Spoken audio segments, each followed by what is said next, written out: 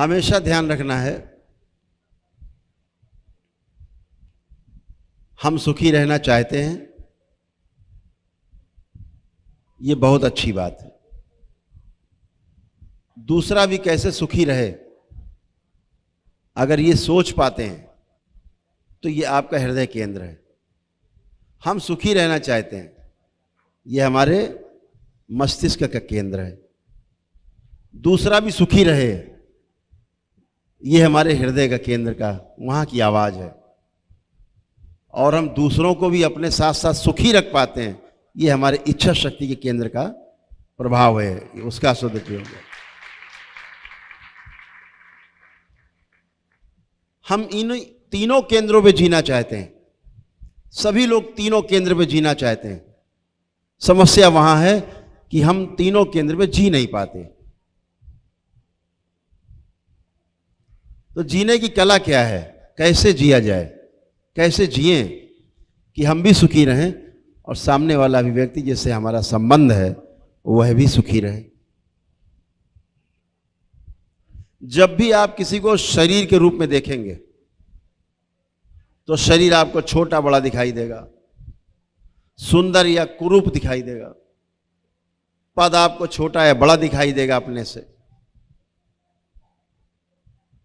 गरीब दिखेगा या आपसे धनवान दिखेगा, बल में आपसे कम या ज्यादा दिखेगा, बुद्धि में आपको कम या ज्यादा दिखेगा। हर जगह आपको असमानता दिखेगी। कोई दूसरे संप्रदाय का दिखेगा, हम दूसरे धर्म के दिखेंगे। जहां आपने इस तरह से आकलन किया किसी सामने वाले व्यक्ति का, उस आकलन के आधार पर आपने उससे व्यवहार किया, हमेशा आप सुखी रह सकते हो सकता है कि आप सुखी रह पाओ, लेकिन सामने वाला कदापि सुखी नहीं रह सकता। यहाँ पर शोषण है। यहाँ पर जो एक महापुरुष लोग नारा देते हैं आजकल पूरी दुनिया में, एकदम गलत नारा। क्या नारा देते हैं? जियो और जीने दो। कितना अच्छा लगता है सुन के, लिखा रहता है कई जगह पे, जियो और जीने दो। एकदम गलत नारा है, उल्टा कर दो इसको, जीने दो फिर जियो।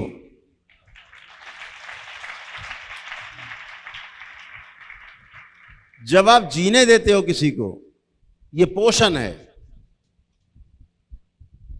फिर आप जीते हो, ये सुख का आधार है, यही सुख का आधार है। जहां आपने सोचा पहले हम खा लें, बचेगा तो फिर इसको भी दे देंगे, ये हो गया जियो और जीने दो। और जहां आपने सोचा हम पहले खिला दे सबको, बचेगा तो खा लेंगे, ये हो गया जीने दो और जियो। तो दरबार का जो कहना है कि जीने दो और जियो, इस तरह से चलना है अपने परिवार के साथ। इसका सबसे पहला प्रयोग कहां करना है? अपने परिवार के ऊपर, सबसे पहला। इस पूरी धरती पर जिस कुल में आपने जन्म लिया है,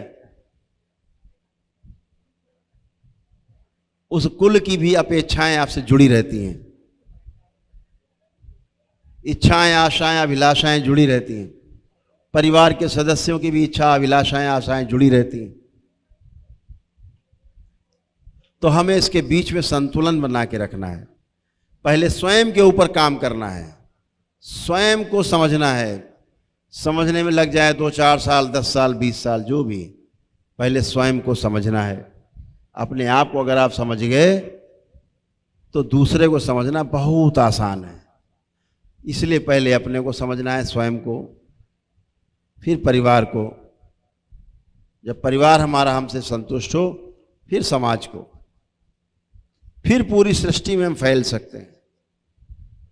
हम सह अस्तित्व के आधार पर, को एग्जिस्टेंस के आधार पर हम पूरी सृष्टि में फैल सकते हैं। तो जब आप अपने छोटे बड़े के आधार पर, शरीर के आधार पर एक दूसरे को देखते हैं, तो वहां पर हानि और लाभ आपके समक्ष एक प्रश्न उठता है कि हानि होगा कि लाभ। उसके आधार पर आप संबंध कायम करते हैं। ये संबंध बहुत ज्यादा दिन नहीं चलते, लेकिन अगर इस शरीर के अंदर बैठे हुए जीवन पे आपकी दृष्टि जाती है कि जैसे मेरा जीवन, वैसे ही इस शरीर के अंदर बैठा हुआ जीवन मेरे ही जैसा है, मेरी ही जैसी सोच रखता है। मैं सुखी रहना चाहता हूं तो यह भी सुखी ही रहना चाहता होगा। इस धरती के बच्चे, बूढ़े, जवान, पूरी मानव जाति से अलग अलग सवाल पूछ लो कि सुखी रहना चाहते हो कि दुखी, तो एक ही उत्तर आने वाला है कि हम सुखी रहना चाहते हैं। ये सब की अभिलाषा है। तो जब आप इस आधार पे उसका आकलन करते हैं सामने वाले का कि जैसे मेरा जीवन मैं है, वैसे इसका जीवन इसमें, जीवन न छोटा होता है न जीवन बड़ा होता है, जीवन न अमीर है न जीवन गरीब है, एक अंश का परमाणु है जीवन, तृप्त परमाणु है जीवन। तृप्त रहने के आधार पर संगठित है जीवन, और यह संगठित है इसीलिए कभी टूटता नहीं, इसीलिए आत्मा कभी मरती नहीं।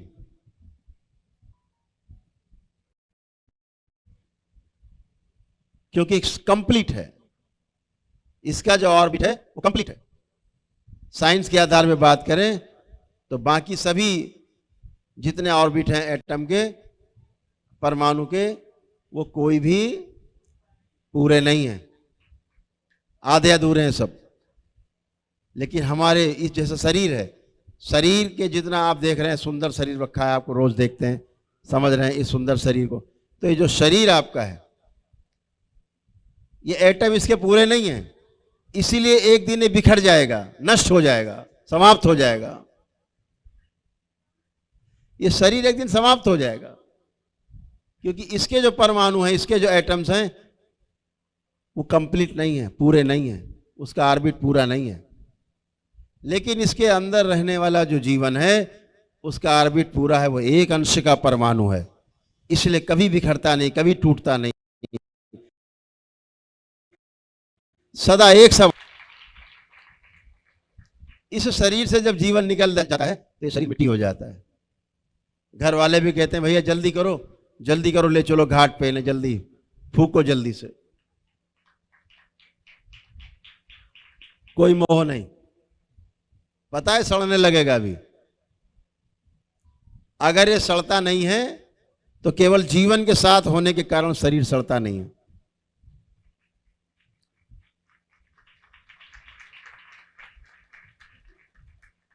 तो इस शरीर में अगर कोई वस्तु है तो केवल जीवन है, जीवन ही बोलता है, जीवन ही दूसरों में सुनता है, जीवन ही समझता है, जीवन ही समझ करके शरीर के द्वारा काम लेता है, कार्य लेता है। आहार, निद्रा, भय, प्रजनन, इसी शरीर के माध्यम से जीवन जब यहां प्रकट होता है शरीर के रूप में, तो अपने को प्रमाणित करता है जीवन। आपके अंदर जीवन है, आप बैठे हैं, सुन रहे हैं, समझ रहे हैं, कर रहे हैं, कर पा रहे हैं, देख पा रहे हैं, बोल पा रहे हैं, सुन पा रहे हैं, ये इस बात का प्रमाण है कि जीवन है। जीवन कभी प्रमाणित नहीं हो सकता अगर उसके पास शरीर ना हो। कोई भी जीवन प्रमाणित नहीं कर सकता अपने आप को जीवन को प्रमाणित करने के लिए एक मानव शरीर को धारण करना होता है। कुछ जीव जंतुओं में भी जीवन है, सब में जीवन नहीं है। ये जीवन मनुष्य योनि में पूरी कल्पनाशीलता के साथ मौजूद है। आपकी कल्पनाशीलता और आपकी कर्म की स्वतंत्रता, दो चीजें मनुष्य के शरीर में जीवन के साथ उपलब्ध हैं। बाकी जानवरों के शरीर में भी जीवन है, लेकिन कर्म की स्वतंत्रता और कल्पनाशीलता जानवरों में नहीं है। वो आहार, निद्रा, भय और प्रजनन के आधार पर अपना जीवन व्यतीत करते हैं।